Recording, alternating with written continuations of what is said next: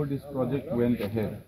there used to be quite a few human as well as animal deaths, and this was because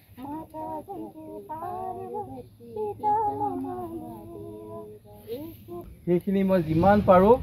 চেষ্টা কৰিম ৰাতি video' কৰিবলৈ হাতীয়ে যেতিয়া খাব তেতিয়া চাবা তোমালোকৰ অন্তৰখন কিমান ফুলি যাব নিশ্চয়কৈ ক'ব লাগিব চেনি কোঠা নহয় চেনি কোঠাৰ বাহিৰত আহি পেলাই নিশ্চয়কৈ এতিয়া শাওনৰ মাহ এতিয়া শাওনৰ পথাৰত কৃষকৰ ব্যস্ততা অন্ত নাই কিন্তু মই উপস্থিত আছো এতিয়া কাৰ্বি আংলং নগাঁও সীমান্তৰ হাতীখুলি গাঁৱত তাত দেখিবলৈ পোৱা গৈছে এদল কৃষকে হাতীৰ কাৰণে কঠীয়া ভুই ৰোৱা দেখিবলৈ পোৱা গৈছে মই দেখুৱাই আছো ইয়াৰ দৃশ্য এয়া হৈছে ৰংহাং গাঁৱৰ এক দৃশ্য য'ত কৃষকসকলে হাতীৰ কাৰণে ইয়াত ভুই ৰোৱা দেখিবলৈ পোৱা গৈছে কিয়নো ইয়াৰ যি এটা স্বেচ্ছাসেৱক সংগঠন আছে যে হাতী বন্ধুৰ যি প্ৰচেষ্টা এক সুন্দৰ প্ৰচেষ্টা বুলি ক'ব লাগিব মই দেখুৱাই আছো ইয়াৰ পৰিৱেশ মই ইয়াৰ যিগৰাকী হাতী বন্ধু খ্যাত বিনোদ দিলু বৰা তেখেতৰ লগত কথা পাতিবলৈ চেষ্টা কৰিম আচলতে আমাৰ হাতী বন্ধুৰ এটাই মতো হাতীক যদি আমি মৰম কৰো তাৰ প্ৰত্যুত্তৰ কিন্তু হাতী মৰমেৰে দিয়ে আজি 8 বছৰ এটা নিদৰ্শন হ'ল য'ত আগতে ইয়াত মানুহো মৰিছিলে হাতীও মৰিছিলে এই কনফ্লিক্টটো আমি কেনেকে কি ধৰণে আমি ৰক্ষা কৰিব পাৰিম বা কেনেকে তাৰ সলিউশনটো ওলাব গুৱাহাটী আমাৰ অতিকৈ শ্ৰদ্ধাৰ প্ৰদীপ ভূঞা খুৰাৰ পৃষ্ঠপোষকতাত আমি হাতী বন্ধু হলো আৰু তাৰ পাছতে আমি হাতীৰ কাৰণে কিছুমান খেতি কৰিলো য'ত এই পাহাৰখন টকলা পাহাৰ আছিলে এসময়ত সেইখিনিত পৰিপূৰ্ণ কৰা হ'ল তাত আছে বহু ধৰণৰ বাঁহ প্ৰজাতিৰ গছ আৰু ব্ৰুম গ্ৰাছ নেপিয়াৰ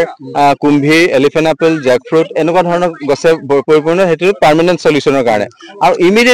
ইমিডিয়েটলি যিখিনি কনফ্লিক্ট হয় হাতী যেতিয়া ধাননি পথাৰত যাবলৈ মন কৰে সেইখিনি সময়তে এই হাতী কৰিডৰটোত আমি প্ৰায় 200 বিঘাত আমি হাতীৰ কাৰণে ধান খেতি কৰি দিওঁ আৰু সেই আমি এটা টেকনিক্যালি পাৰ্ট বাই পাৰ্ট আমি 40টা দিন এই জাকটো প্ৰায় 350 হাতী এটা জেগাত ৰখাই দিওঁ আৰু এই জেগাটোত ৰখাই দিয়াৰ ফলতে দূৰৰ জনাঞ্চলৰ যি 40,000 বিঘা এবভ মানুহৰ খেতি আছে সুন্দৰকৈ চপাই ঘৰলৈ নিব পাৰে এইটো আমাৰ অভিপ্ৰায় আচলতে আৰু হাতী থাকিবৰ কাৰণে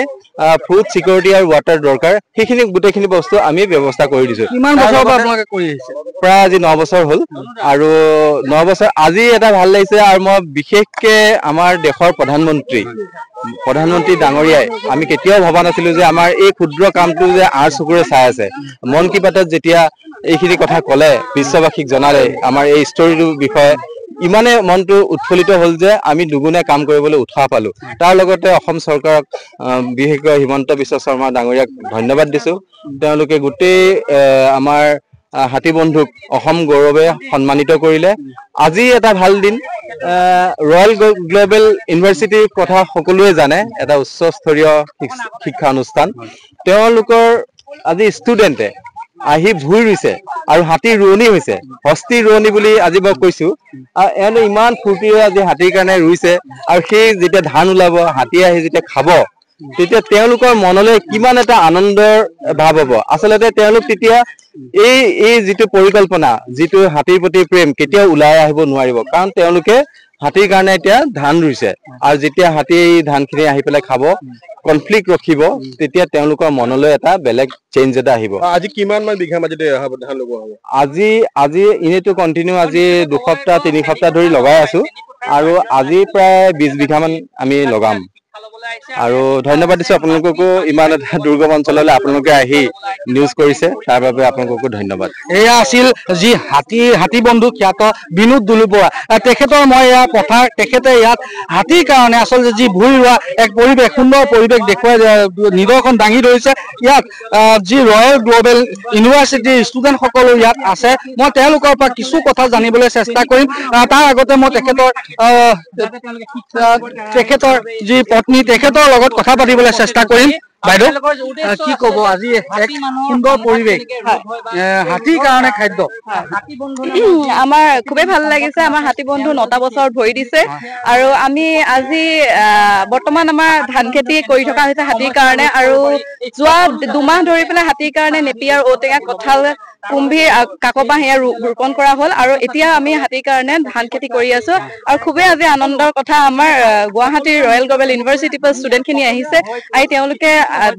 হাতীৰ কাৰণে ধান ৰুইছে, সেইটো আমাৰ বাবে খুবেই ভাল। দেখিবলৈ পোৱা গৈছে মানুহৰ কাৰণে ধান খেতি, হাতীৰ কাৰণে ধান খেতি। হয়, আমি হাতী বন্ধু এটা কথাই কৈছো, হাতীক মৰম কৰিলে হাতীয়েও মানুহক ৰিটাৰ্ণ মৰমেই দিয়ে। হয়, নিশ্চয়কৈ এয়া আছিল বিনোদ দুলু বৰাৰ সপত্নী। তেখেতে সুন্দৰ এক কথা কৈছে যে হাতীক মৰম কৰিলে আছে হাতীয়ে মৰমে দিয়ে। মই গ্ল'বেল ৰয়েল ইউনিভাৰ্চিটি কিছু ছাত্ৰ ছাত্ৰী আছে, তেখেতৰ পৰা তেখেতসকলৰ অভিজ্ঞতাৰ বিষয়ে জানিবলৈ বিচাৰিম। কি ক'বা আজি ভূমি বিচাৰি हिंदी कैसा लग रहा है आप पेडिफिल में हो तो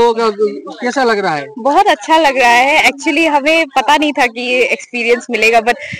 आज यहाँ पर आकर हमें बहुत अच्छा एक्सपीरियंस मिल रहा है। And I am really grateful कि मुझे ये मौका मिला यहाँ पर, क्योंकि मैंने पहले कभी नहीं था, तो नया नया एक्सपीरियंस है, तो अच्छा लग रहा है।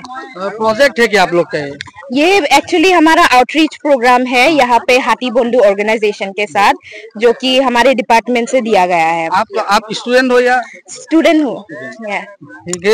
এয়া আছিল এগৰাকী ছাত্ৰী, তেখেতসকল ইয়ালৈ আহি যথেষ্টখিনি অভিজ্ঞতা বুটলিবলৈ সক্ষম হৈছে। এয়া আছিল যি হাতীখুলিৰ যি হাতী বন্ধু নামৰ এটা স্বেচ্ছাসেৱক সংগঠন, যিটো সময়ত শাওণৰ মাহত কৃষকসকলে নিজৰ ঘৰৰ কাৰণে খেতি কৰা দেখিবলৈ পোৱা গৈছে। ঠিক সেই সময়তে এই হাতী বন্ধু বিনোদ দুলু বৰাই মানৱৰ যি সংঘাত, সেই সংঘাত কমাবৰ কাৰণে হাতীৰ কাৰণে ইয়াত খেতি কৰা দেখিবলৈ পোৱা গৈছে।